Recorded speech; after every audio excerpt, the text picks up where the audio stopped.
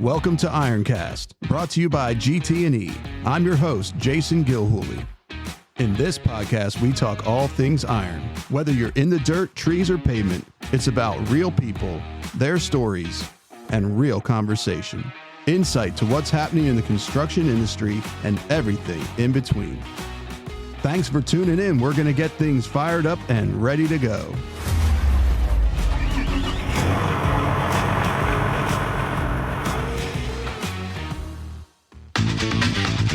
Yeah, this is the IronCast, and we are here today with my man, the myth, the legend, but also what I call the unsung hero of GT&E, Tyler Shollenberger.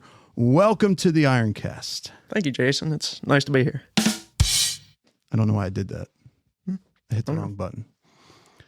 So, Tyler, welcome, and we're going to talk all things connected support because you are the connected support specialist here at GT&E. So I actually cover all of our branches currently. How do you do it? So I'm working based out of our Lebanon branch, and I work off of a platform called Expert Connect, which basically I can make calls out through emails, text messages, and work with customers that way. Expert Connect, that's a John Deere thing, right? Yep. It's probably only about a year old now, maybe a year and a half. Yeah, it's pretty new. Yep. And it connects with some of our other systems that we can pull data over through. But basically, it just keeps all of the conversation in one spot. So then that way, when I'm working with, say, service or parts, I can more easily send over to them and have them understand what is truly needed. So they're all using it as well? Yes, everybody is now using it. That is, as of last year in July, I believe, we went live with it. How do you think that's working? Because I think we have mentioned that here before in some previous episodes, and we have actually talked a lot about connected support on previous episodes. That's why I thought it was so fitting to have the unsung hero of connected support right here, so you can kind of walk us through what it looks like, and actually even internally. So what are some of the successes that you've seen now that we've switched to connected support as our main platform to communicate internally? Well, starting out, I would say is being with anything new, you're always going to have some hiccups and some problems with things. So I would not say that it is a perfect system quite yet, but I've heard from parts and service that they've been using the calls are all recorded, so they can go back and listen in to say what the customer was asking for.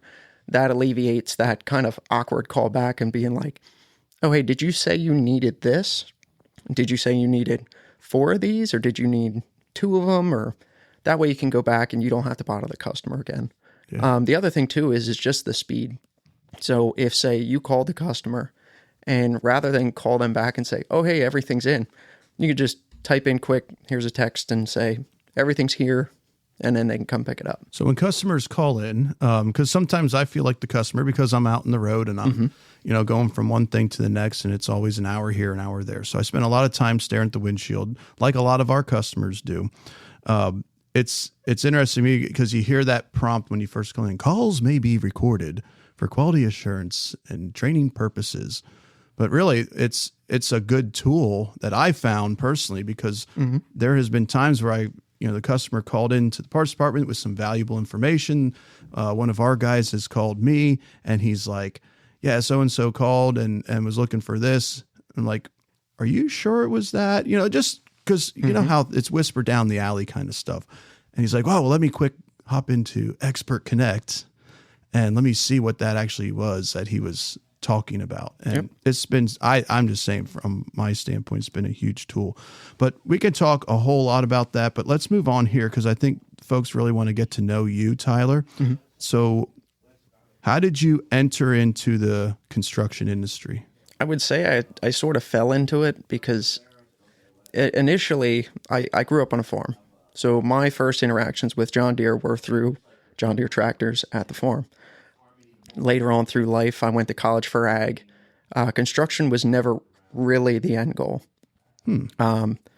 I got into my field of studies. I went for sustainable ag systems at Delaware Valley University. Oh, wow. I graduated and started into my field, but just with life and everything going on, it just the job didn't fit very well. I found that I was at work more often than when I was at home, and that just affected my work-life balance. So I decided, okay, I want to move on, try to find something else. And working here actually started because of my brother. He was initially a tech. He Your worked brother out in the shop. Alex. Yes. And I started looking for another job, and he said, well, you should apply here. And at the time it was plasters. So I didn't really see myself fitting in too well on like what I was going to be doing. But he said, just try it. So I put in an application for, at the time it was a rental coordinator. I didn't get that job.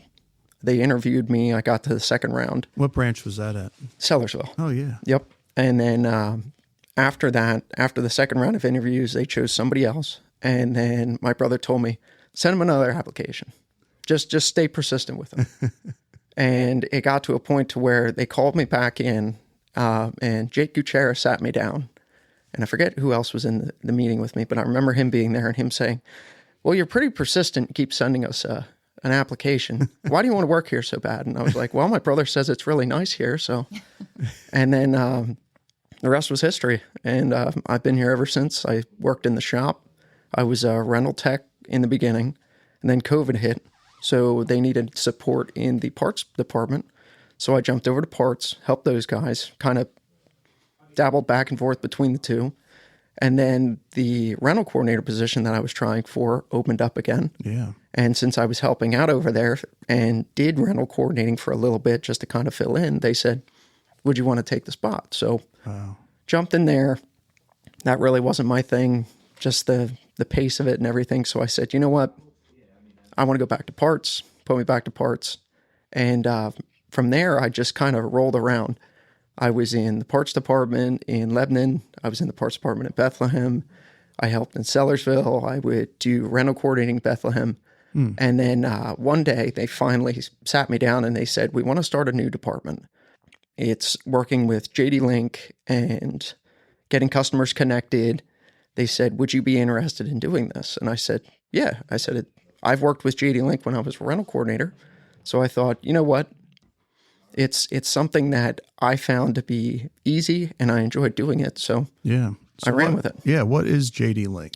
JDLink is the telematics device that Deere uses on the machine to transmit to a site called Operations Center. Basically, now that used to be called, that site used to be called JDLink. Yes. It used to all at one time be just encompassed in JDLink, but now they call the site that it connects with Operations Center. Right. But through that data link, you get run times, you can see the machines, you can track them that way. Locations of them, hours, maintenance intervals. And that also, too, depends on which style of JDLink you have on a machine. But in layman's terms, it's how we are able to stay connected with a machine and how a customer is able to see their machine and be able to track it on their side. So Tyler, why don't you tell me a little bit, because we're talking about what sets us apart. I'm not asking you to sell me something because I'm already sold on Operations Center and everything that's going on, but a lot of our customers maybe not even using it because I know there's a lot of features just off that one platform. That's why we call it Operations Center. Yep. So why don't you tell me some of the other things that customers would, or our business partners would, enjoy using on that platform, not just understanding too that JDLink, that's just a device that's communicating to and again compiling into Operations Center. So tell us a little bit about some of the features. Well, starting on the surface level, you can see the machine's location. As long as it's in a good cell reception area, you can see the machine's location at all times. Other things that you can see from just that general when you open the app or you open the platform, you can see the runtime of the machine. You can see its idle times when it's working. You can see fuel levels. You can see, if say the machine has DEF, you can see DEF levels. But to reiterate on that too, it all depends on which JDLink device you have on it, because you have R modems, which pull a lot more data over, and you have M modems now, which only pull hours, location, and run times. So moving forward here, if you have a machine now with an R modem, you will also get codes coming in. So If, say, you're getting a turbo actuator code or something like that, you will see those coming up. You'll see their durations, how many times they've occurred. You can edit it out to see once different time spans on when these occurred. So you can do like the previous 30 days, or if you want to keep it short and only see like for this past week, you can see the last 7 days. You can look back months before and see once what was going on. But yeah, so on surface level, that's what you can do. But as you dig in deeper, there are reports that can be ran and send out that'll show you what your fuel burn is on that machine. How are those reports run? Those are, they're sent over email. So you can have them set up that they get sent out daily, weekly, monthly, yearly, whatever you would like. You can have them set up that way. Nice. And again, those will go to people's emails that have an account set up. If you don't have an account set up, you can't get that unless if, say, somebody that does have an account, if they forward it to you. But some of the other things too that you can get out of that, other than just the reports, you can get a factory maintenance plan set up on the machine. And from there, that'll show you what needs to get done. That is Deere's recommended service plan for every hour interval. Can that be customized? Yes. Wow. So you can go in standard when we set up a machine. What we'll do is we'll go into those custom plans, and they have them all the way built down to a 250 hour. So it'll be every 250 hours you'll get an update. But we will go in and kind of clean them up so that it's just your major services. So like your 500,000, because normally a 250 hour service is something that the operator should be doing daily, like going out, greasing the machine, checking the oil, stuff like that. So yeah, well, all of our business partners are what we call our customers too. You know, they're all different. There's all different levels of how they do the maintenance. You know, it's nice that it's customized that way. This sounds like it really delivers a lot of crucial information, important information to the customers. Yep. So I know Jason said earlier, he's like, I know you're not trying to sell me something, but so how much does it cost? It's free. Wait, what? It's the use of Operation Center is free. So is JDLink with every piece of John Deere equipment? Is it installed? Does it come with it? Do the customers have to ask for it? On most machines, it comes standard. There are a few models that do not come on from standard from factory yet. Deere is working, though, to have it come standard on all machines, though. I mean, that has grown so much over the last few years or so. Mm-hmm. More models coming out with it. Well, back in the day, when you'd buy a CCE machine, it wouldn't come with it. Correct. You'd buy a skid loader or anything like that, and customers would come to us and say, hey, we want to be able to see this on there. And we actually had to turn to third party and use a program called, start with an L, LHP. We used to use LHP devices. But that's where the M modem came in, and it kind of kicked LHP off and said, we don't need you anymore. And we just brought it back into Deere. Keeping everything under one house. Yeah. Which is nice. That's interesting, though, too, because, I mean, do we have the ability to put this on non-Deere machines? Yes, we do. The M modem can be connected to any machine with a 3-wire harness. So basically, what do you mean a 3-wire harness? A 3-wire harness is basically it connects to power, ground, and power on. Power on. So like the key switch. So it knows when it's running. Yep. But now the thing is with those, you're only getting hours, location, and runtime. That's it. Well, what would that benefit a customer? Well, you can track your machine then. So with the hour tracking, you can still use the maintenance plans. Depending on the model machine, if it's an older Deere machine, there might be factory plans available for it in Operation Center. But if, say, you put this on a, small Kubota machine you might have, that it's older, or even an older Deere unit, you're still just getting that knowledge of it's here. This is when it's running. This is how often we're running it, and you have that sort of detail. So how many machines have the inboard camera that shows the operator picking his nose? The inboard? I'm just joking. I was going to say that. I have no idea. Actually, a funny story is I told it, and this was all joking, and I told a customer, like, yeah, there's actually an inboard camera, and we can watch you picking your nose. Oh? And he's like, look, like, where is it? I'm like, no, we have to hide it for OSHA, for regulations and stuff. And he's like, we were just going on and on. Mm-hmm. And I was like, no, dude, I'm just kidding. Like, there's no inboard camera. Oh man. What are some of the differences that you've seen or know about between Operations Center using JDLink and the other flavors out there? I haven't had much experience with the use of any of the other CAT AP, like the CAT. I think they call theirs VisionLink. I don't know what Komatsu calls theirs. I know in the past I've seen like a printout. They also do some sort of a weekly check sheet, I think, that they'll send out and say like, oh yeah, this is how it's running. But I think theirs, they had to manually do it. I don't think they had a system like ours that it would just automatically send it for you. Yeah. But just what I've been hearing from everybody is just the ease of use, is that it's just, ours is so much easier. But the problem is, and why some customers aren't using it, is because of they don't have that connection to the other machines yet. Yeah. And they don't want to have to be flipping between 3-4 different screens. So, but there is new connections being made with Operations Center that are allowing some of these feeds to come in. So one of those being that CAT machines can now be seen in Operations Center through an API. Really? Yes. So you can have that data transmitted over. The only thing with that is, though, you can only do that if you have a subscription with CAT for their VisionLink. I see. And it also depends on what level of connection you have. So they're charging for theirs. Yes. And we are not. Correct. John Deere is not. Well, we used to charge though. When we used to charge. That was years ago, to be honest with you. That was a long time. That was before my time. So we're ahead of the curve then. Yep. That's right.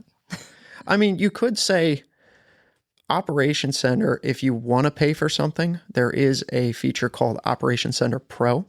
It's actually called Operations Center Pro Service, which is our new form of Service Advisor.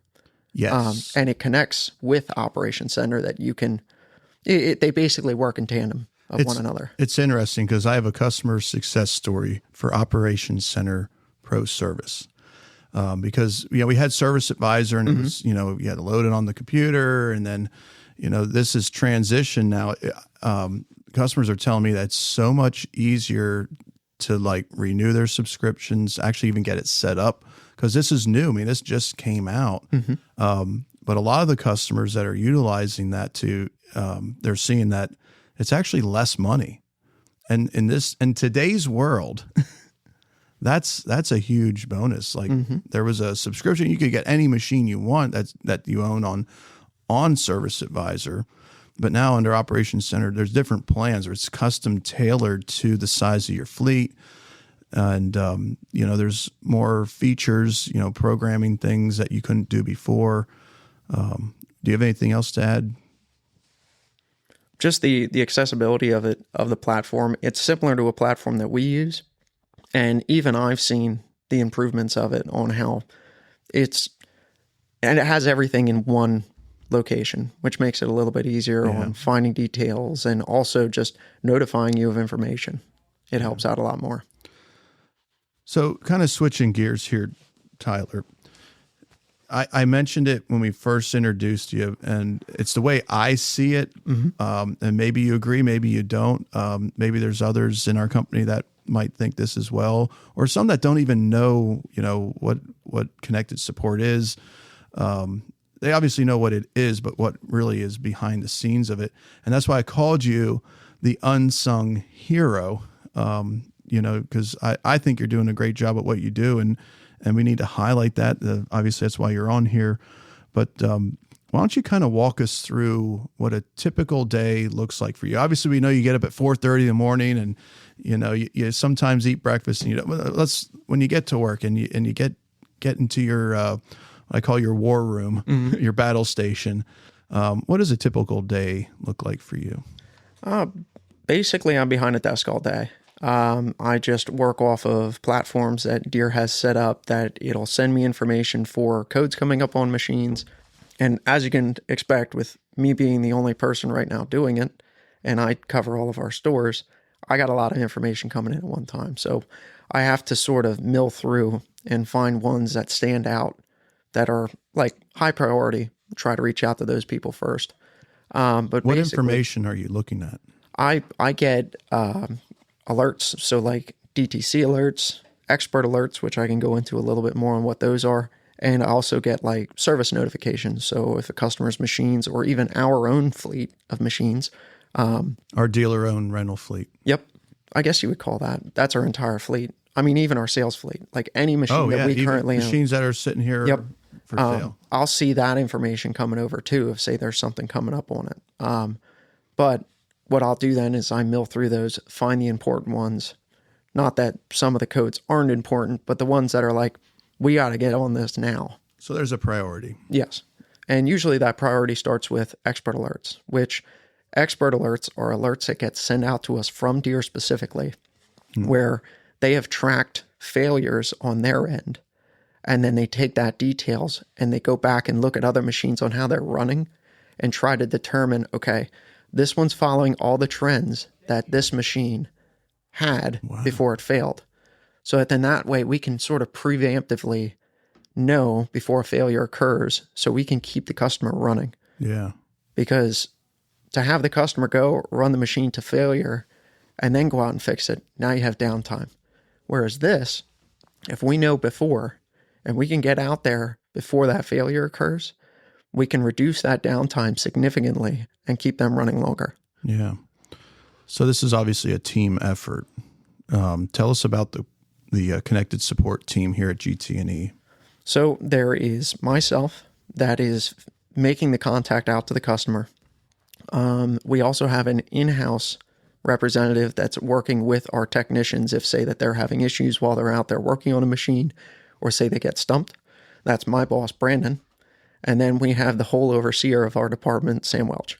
Who's also my boss. Yep. We're all connected. And I love that. It's connected support. And Brandon and Sam, too, also work within that. I don't want to discredit them. They also work within that operation center realm as well, that we all sort of taken bits and pieces of that. Sometimes Sam will reach out to a customer and will explain to them like, hey, this is JDLink. Say maybe they're just getting started. Sometimes I do that. Sometimes even Brandon explains it to customers too if they reach out and they need to talk to him about something. Brandon sometimes helps sets up customers. So yeah, we all sort of have our hand in that cookie jar. And also, you know, I'm out there too as the customer support advisor. When a customer buys a new machine, you know, that's the hands and feet of our connected support, product support, you know, departments, which are all integrated, all working together. We talked about the tools that we have in place that are connecting our departments, because that's the problem sometimes. And I don't care if you're in a construction equipment dealership or you're one of our customers, you know, digging dirt, and it's always different departments working together. I'm out there with the new machine that gets delivered. I'll be following up, walking through some of those basics as well. And customers that understand, you know, our business partners that have these machines and these capabilities and not even utilizing it. Usually that's a conversation like, you know, it's that simple. Did you know? And that's why it's great having you on here doing this. So why don't you kind of walk us through and tell us about, you know, the kind of data that is the most valuable that you found. And I'm talking specifically for diagnosing machine issues, because you said those were the priorities. Like this machine has a trend starting and we can nip this. So you're basically, from what I'm gathering, you're calling the customer before there's an issue. Mm-hmm. And some of that information, that data that you were talking about, those trends. And I mean, any data isn't very much important to have for when we go out there and start working on that. And to be honest with you, a lot of machines nowadays, like customers will complain and say, oh, there's so many sensors on here. That's pulling that data for us. Yeah. That's where that return on investment comes in. That's why these machines do come with those sensors, is so that then that way, in situations like this, we can keep you running longer. So I can kind of understand when a guy calls in and says, oh, I keep getting this code. It's just the sensor. Okay. Sensors are easy to get replaced. Yes. They're relatively inexpensive if you think about it. And a lot of times you can put them in yourself. Right. So getting that data is very much important. But I mean, anything from temps to pressures to anything like that. If there's an abnormality, it should be known. So then that way we know in the long run, okay, this is happening here. Why is it getting that? Why is that light coming on because of that? So if we can get in there and take a look at it before it gets worse, we can keep you running longer. What do you think the most common code or the common issue? Because obviously you're reaching out on a lot of these. What have you seen? Going back on expert alerts being one of the big things that I reach out to customers about. Those are the ones that I see most prevalently, and seeing the information come in from those, I would say the one of them that I see the most, because again, that is what I'm 9 chances out of 10 calling a customer about. A lot of times it's a water and fuel sensor code, which 9 chances out of 10, it's the sensor. Yeah. And if it's not the sensor, then either when somebody did the service, maybe they didn't plug it back in, maybe the connector got broke, right? Or maybe they bought a fuel filter that doesn't take a sensor, so they never plugged one back in, so that's why that code's coming up. Yeah. Some other ones that I was seeing, I haven't seen many of them lately, but there for a while they were kind of prevalent. It was for thermostats coming up on, I think it was backhoes, like 310 SL backhoes. Yep. I was getting quite a few for those. And most of the time we would go out, it's the thermostats. And that's the great thing about those expert alerts is we basically get information from Deere then. Not only are they preemptively predicting this, but now we're also, as the dealership, getting information of, okay, this is what we have found needs to be replaced. Yeah. And they'll give us a parts list and say, hey, take this, this, and this along with. It could also potentially be this, this, and this. And that's incredibly valuable because obviously we know the cost of doing business these days is just skyrocketed. Mm-hmm. So, and dirt work primarily, and, a lot of the work that our business partners are doing, the customers that have these machines, it really hasn't changed much as, digging a hole, paving a road, things like that. But the cost of their costs, I should say, are going up as well. So we have these road calls that we got to go out and fix a machine. We have trucks that we got to fuel and we got to maintain and we got to register and all these other things, these costs coming in. So, those return trips, because how we got to run back and get parts. To me, when I see that, if I was the customer hearing this, I'd be like, wow, that's incredibly valuable that we got these parts. Also, the parts department working with those trends as well. John Deere tells us a lot of times these are the parts that you need to stock because we notice these trends. And you have this many models in your AOR, and we start to build that rapport as well. Yeah. And working with the customer, getting them some of that return on their investment. And, so maybe sometimes we don't have to make that service call. With how I reach out to the customer and work with them, I give them all the information. When I reach out, I say, hey, it has an expert alert on it. I'll give them a brief explanation on what an expert alert is. And then I'll send you and say, hey, this is what they're telling me. These are the possible parts it might be. And then I'll tell them, do you want us to come out and look at it? Or if you guys want to, I can have my parts department get these together for you. Yeah. And then we'll call you when they're ready, or we'll ship them to you and you can look into it. Right. So that way then we're giving them the balance of, okay, if maybe having us come out right now isn't something that's feasible for you, or maybe you have your own shop tech that is more than capable of doing the work, by all means. But hey, here's the parts. Let us help you there at least. Yeah. And let me ask you too. I'm curious, and what are some of those conversations like when you call a customer? Can you walk through maybe just like the average? Because you said you give a brief description. What's the reception to that as well from our customers? Well, I mean, it can be anywhere from, yes, send somebody out that I'll send it as either an email or a text, and they'll just say, yep, send somebody. because some of those customers, they've had us come out, they've had us done the work, they trust us. Go on So out. there's a relationship built there. Yep. But on some of the, do they actually know, like, do you have have you built relationships with some of these customers where they're like, yeah. there's Tyler calling again. There's something wrong, but he's going to get me fixed up. Yep. I even have some customers that'll call me and they'll say, hey, my JDLink isn't working right on this machine, or I can't see, I can't get logged in, or I can't see this, or they'll reach out to me and say, hey, I know you'll know how to fix this. Wow. So, and then I work with them. And I mean, even sometimes they'll reach out to me and it might not 100% be something that's in my wheelhouse. But nowadays with using Expert Connect, I can more than easily take that information and transfer it to where it needs to go. Nice. But to continue on with your question there, though, I do have some customers, though, that when I do reach out to them, it might be for the first time and it might be about an expert alert. And I get the question, well, why can't I see this? Why isn't this on my machine? Yeah. That is actually changing now. In this coming year, they are going to actually start showing expert alerts on machines, not within the cab of the physical machine, but on Operations Center. You will see that notification come up for it. And then that way, you as an operator, owner, whoever, you can see that, so that then it's not so much of, you're trying to sell me snake water here kind of thing. Like it's legit. It's coming from us. Here it is. Normally I would just explain to the customer, hey, this is what it is. The reason you're not seeing it yet is because your machine might still be running at a level to where it sees normal, but from what we've seen, it's not. That's that behind the scenes. Right. Yeah.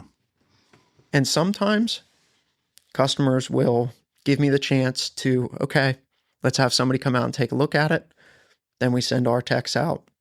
They look at that prescribed information, which again, I'm telling all the customer that before we would even schedule anything, order anything, so that then that way they know, hey, I could fix this if I really want to, or if down the road, hey, you know what, I'm just going to let it go. Maybe down the road, if say something does happen, okay, it might be this part or it might be this part. So that then that way they can go in and look at it. So how are you working with Brandon then? Because he's kind of like the internal side. I mean, obviously he's who you report to, and you guys have this natural like click too. I just want you to know I've noticed that the way you guys work together. But so how does Brandon then get involved? Brandon would get involved if say I'm working on a DTC or I'm working through some of these First, just in case people don't know, all these acronyms that Deere has, there's a book of acronyms actually. What is a DTC? Diagnostic trouble code. Okay. So a diagnostic trouble code comes in. Go ahead. So normally where he comes in is if say I have a question or I don't know something or I have questions, because honestly, I have no technical background. I did not go to school for this. I'll tell anybody that any day of the week. I'm modest. I'm not trying to sell myself as somebody that I'm not. When I need help or it's something that I can't physically find using the resources I have, I can go and sit down with him and ask him, what part would be the correct one for here? And what would, if say a customer were experiencing this, I'm seeing like 3 or 4 codes come up on my machine. Which one of these would you say would be the top one? Because I believe it's this one. And he might say, nope, I would go after this one. Yeah. And I would say in the beginning, I was leaning on him more for information. But now after doing this, I believe I've been doing this now for about 4 years. Yeah, it's been a while. I am confident and comfortable in myself, in what I choose and what I work with. There are very few times that I ever have to really reach out to him anymore. But if there's a parts discrepancy or something, I'll reach out to him and pick his brain kind of thing. Yeah. So what would you describe? I mean, I know Brandon's not on here, but what would you describe his role? So he is a technical communicator. So basically he is sort of the data link between the dealership and John Deere. Right. So if there is a problem with a machine that we're out working on it, and we've exhausted all information that we have on our end, the technician would write up what is called a DTAC case which is just basically a rundown of, hey, we did this, this, and this. We followed this program that Deere told us to. And now we've hit a roadblock where this isn't anything that we've seen before. So we call being up against. Right. Then Brandon would go and he would be the connection to Deere that either he would look into it and find us an answer that maybe the technician didn't see and send it back to the tech and say, okay, we'll try this before we send this to Deere. And then if that doesn't work and we've exhausted Brandon of what capabilities he has on finding the answer, then we go back to Deere and say, hey, we found this. We don't know what to do moving forward from here. What do you guys recommend? And then at Deere, that information goes to I would say, in layman's term, a specialist over there. Yeah, that's a good way to put it. Yeah. I know Deere has some acronym for them, but I don't remember what exactly that is. But yeah, so then they would give us information, send it back to Brandon and say, hey, have your technician try this. And then he could send that back out to the technician to do the work. So would you say you're more the frontline guy? Yeah, in a way. Yeah. And I think you do a great job at it, by the way. Thank you. It takes that right personality, I would imagine, and just knowing you as I do, just like, hey, this is me, this is who I am, this is what we do, everything's laid out there. You, like you said before, you want the parts, you can do it yourself. We're just here to help out, and that's just neat. I just had to let people know that, that behind the scenes, but really what they're getting for their value there. Yep. I never want a customer to feel like me calling is a sale to them. I'm not trying to make money off of you. I just want to make sure your machine's running at its best so that then you can keep going, keep your company going, because we sold you a product. What would it be if I sold you a product and it didn't work right? It's not like you're going to want to come back and ever work with us again, sort of thing. So what are some of those things, obviously we're working remotely here, correct? So what are some of those things that have come up that are the toughest to diagnose remotely? Well, any machine that's not connected. If a customer has a machine and they say, hey, I have a code coming up on it, and it's okay, well, what's the code? Well, I'm not at the machine. My tech called me and told me.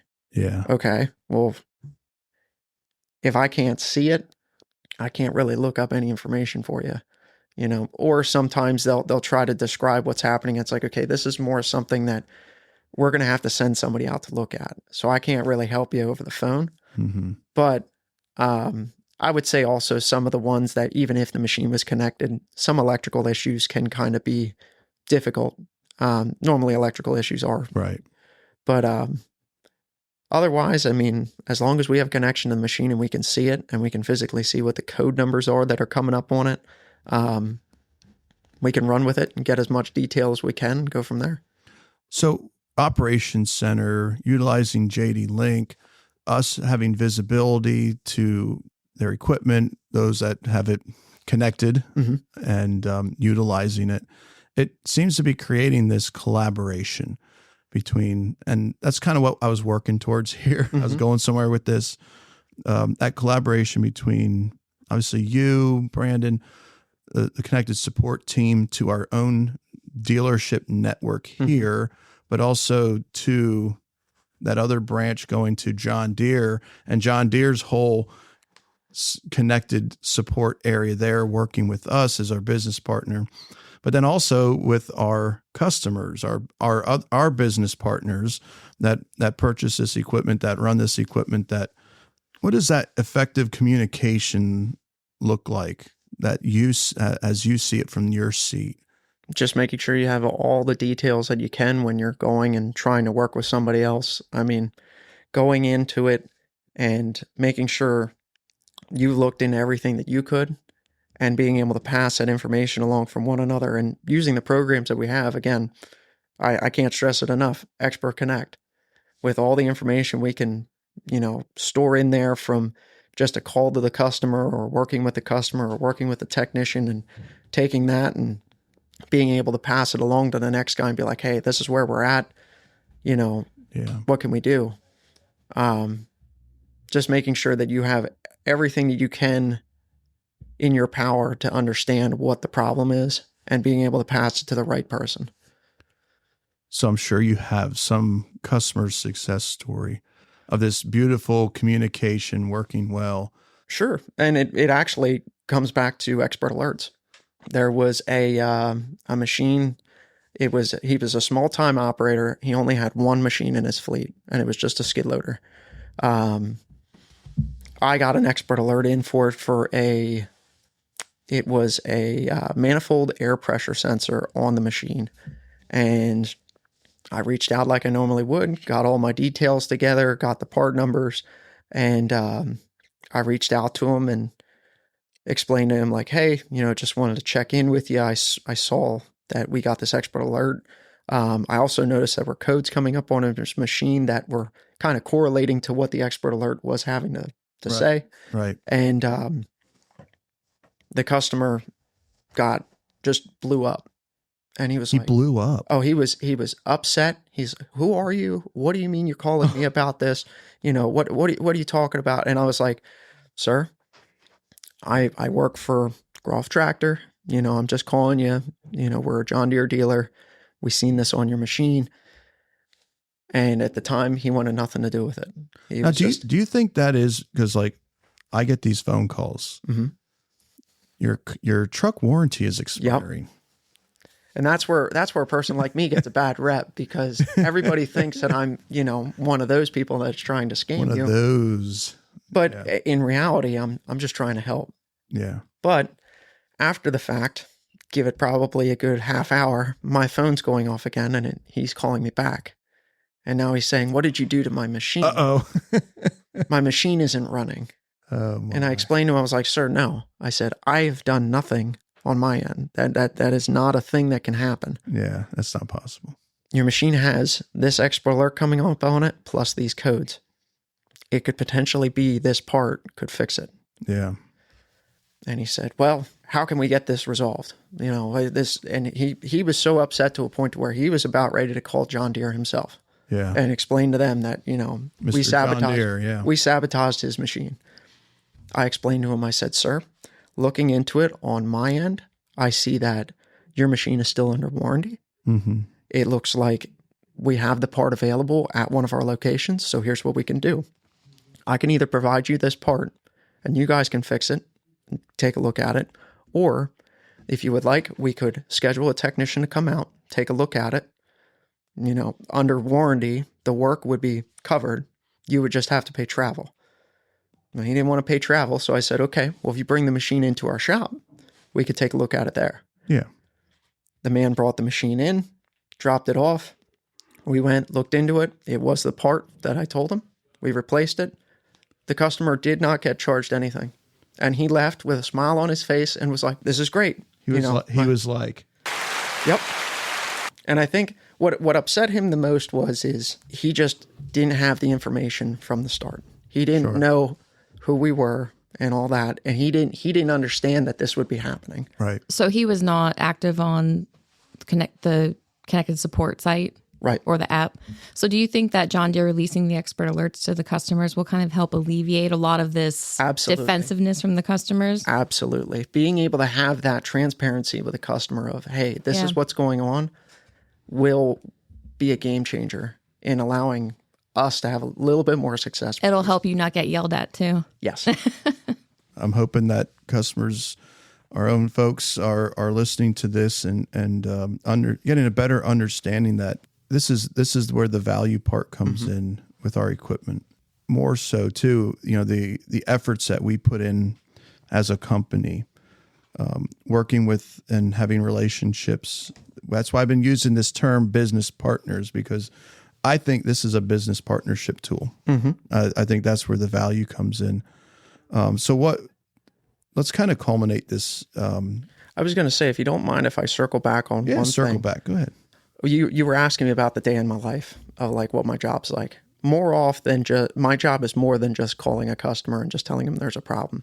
Okay. I explain that I put in like the parts lists and all that, and I explain that to the customer. But I also look into like warranty on the machine.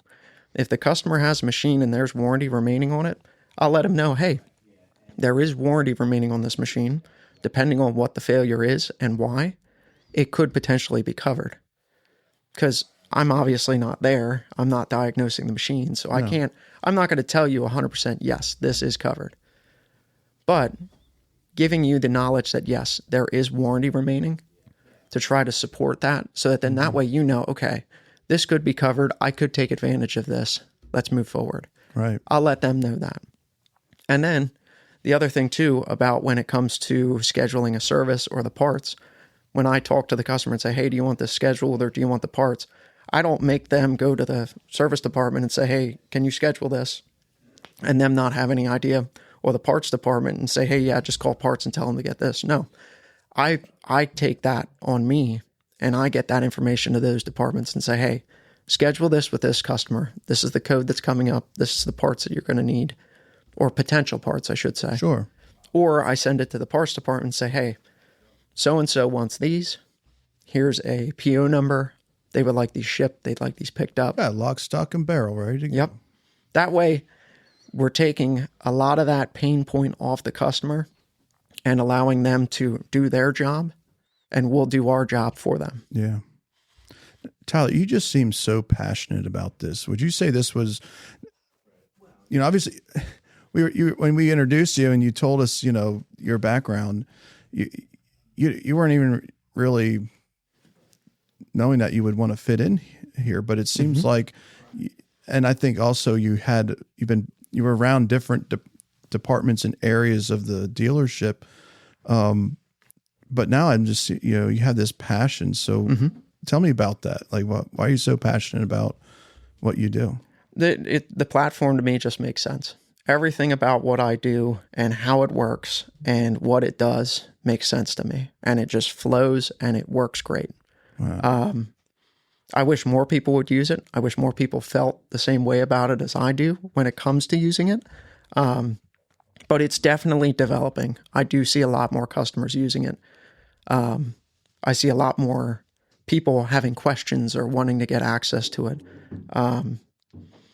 Do you know how many customers that we have currently that, like, roughly give or take, that use it? The number might be off by a little bit, just because of we've had an instance here lately where maybe a customer might go and they're trying to set themselves up and they might set up a second account. Oh, okay. But I think there's some duplicates. I was going to say, I think the last time I looked, we were over the 800 mark that we were connected with. 800 customers that we are connected to. Yeah. And they could have so many pieces of equipment in their fleet. Oh yeah. So like you multiply that, you're monitoring potentially thousands. Yep. There's no limit to how many machines you can have in there. And I even implore you that if, say, you do have an operations center account and maybe you have some Deere machines that aren't connected, you could always reach out to me and let me know. I will put them in there, even if they're not connected, and you're still connected with other information on there. So like the serial number that, you're not by the machine, you don't have your books in front of you.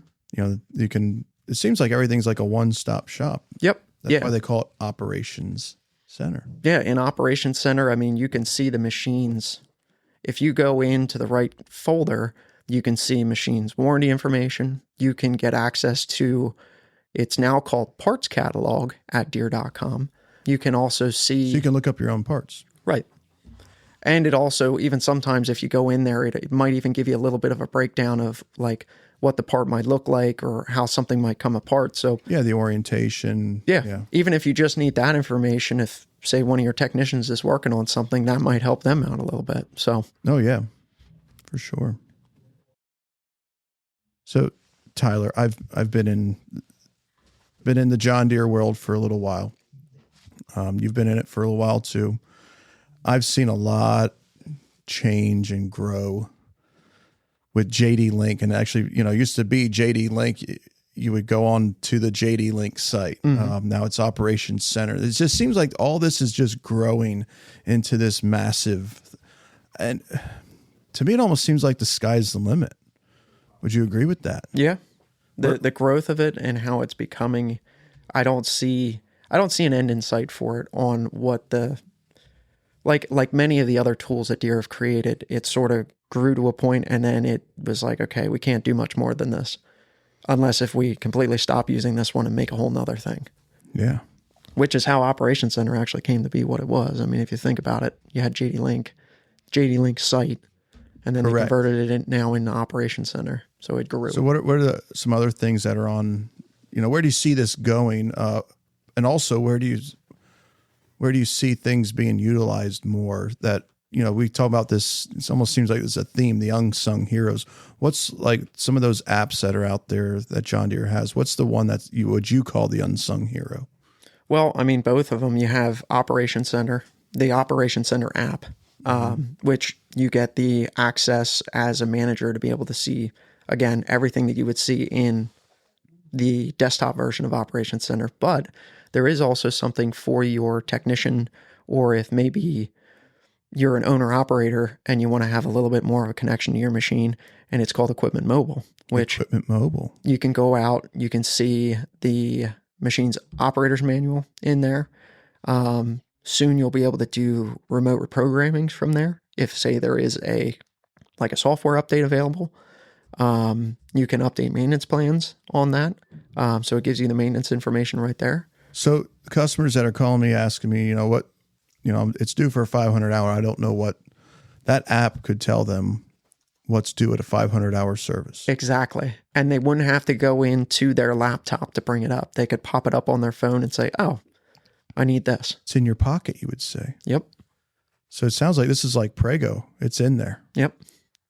And it's almost like McDonald's. I'm loving it. Yeah.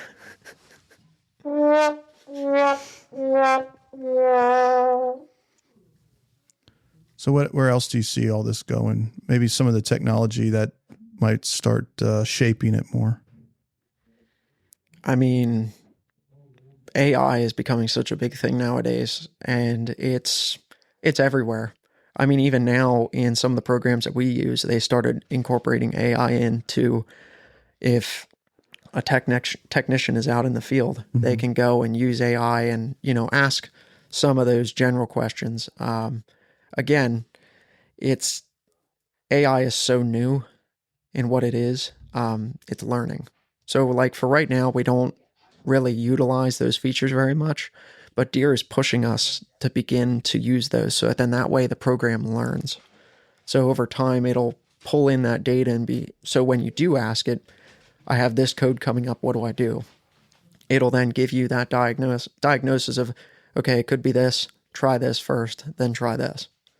But for right now, it's still in sort of those preliminary phases. Well, AI to me isn't like it's intelligent, other than it's taking the information and collecting it. Yep.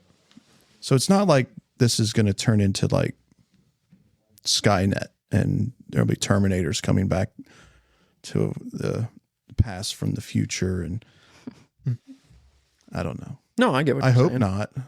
But the other thing too, where Operations Center could get to is there's been talks of having machines that are autonomous, that run on their own, that you could go and pre-program, okay, this is the route I want you to go. I believe they're doing it on, I know in the ag side, they've been running with that, but in the construction side, I believe there was talks that they were doing it with haul trucks. I would agree with that. I've mentioned that previously. There are autonomous haul trucks in the works. And I could imagine that in the future, there's going to need to be a platform on where you can track that information. So where better else than Operations Center? That's right. Something else too that's slowly becoming more of a bigger thing is remote display access to a machine. Some of the new displays that are getting put on these machines in Operations Center, you can actually remote in and see what's coming up on the screen. So if, say, a customer calls in and says, hey, I got a code, we could say, oh, okay, well, do you mind if we jump on and take a look here quick? Sure. We can remote in, Squad look stuff at it. Going on there. Yeah. That's amazing. So I look at it this way, our capabilities of supporting a customer compared to what we were even, I don't know, 10 years ago, 20 years ago, we've come so far to a point to where a customer could call us and say, hey, what is this? And we don't even have to run to send a technician out there. We're using these features to be able to just say, okay, yeah, I can see it. And we're more better in the know and the capabilities of getting out there to support these guys. Wow. That's interesting. I just want to vamp a little bit here because I was out at a customer and it was a dirt issue. So Dirt's the magazine from John Deere, comes out, twice a year. And it was from like 2012. And it had some highlight of innovations from 2012 of John Deere certified technicians, road techs mainly, and their capabilities. And just for fun, because we were, going to be diving into connected support and, obviously this last question, and I read through this article and it was talking about like having hotspots on your phone and being able to remote in with a computer and, just basically like where we were at it. And it showed me like, wow, we have really come a long way. Just some of the devices that this mentioned and making like, oh, we're so far along and so ahead of the curve here with technology, utilizing that for our technicians. And I think like, wow, we have come a long way. Yep. Ahead of the curve and ahead of the pack, because I don't think anybody else is up to par to what we're throwing. And that's why nothing runs like a deer. Yep. Closing thoughts here, Tyler. What would you say to somebody that's possibly interested? Because you're a one-man band on the side of what you do. Obviously, you're part of a team. And as the technology grows, as it's more utilized, what would you say to somebody that's possibly interested in joining our GT&E team with connected support? Like, what do you think about it? Like, tell me it all. The connective support department is very much a growing. It's almost like a living thing that it's constantly changing and developing and growing and changing direction and doing this, and all in good ways, because it's new features coming out and new technology, and every year has been different. When I first started out, to the technology I was using there to where I'm at now, and it's something that to anybody coming into the department, you got to be open and flexible to that change, to the updates, to learning the new, and also not being afraid to open up and explain how you feel about, say, certain changes coming. Right. So, because Deere wants to know. We're not leading for any other reason other than that we are putting our input in there to make this program what it is. Yeah. They're not just sending us something and saying, use it. They want it to work for us better. So. And that's, you are the unsung hero. And I think that's, because what you are providing is value. And obviously with all this that's changing and growing, there's nothing better than, talking about something new that's going to work better and being able to do that for not just internally in our own company, but with other customers, our other business partners. So let's say you have the platform here, so to speak. You get to grandstand here for a moment and talk to our customers. What's one thing you wish every equipment owner out there understood about machine monitoring?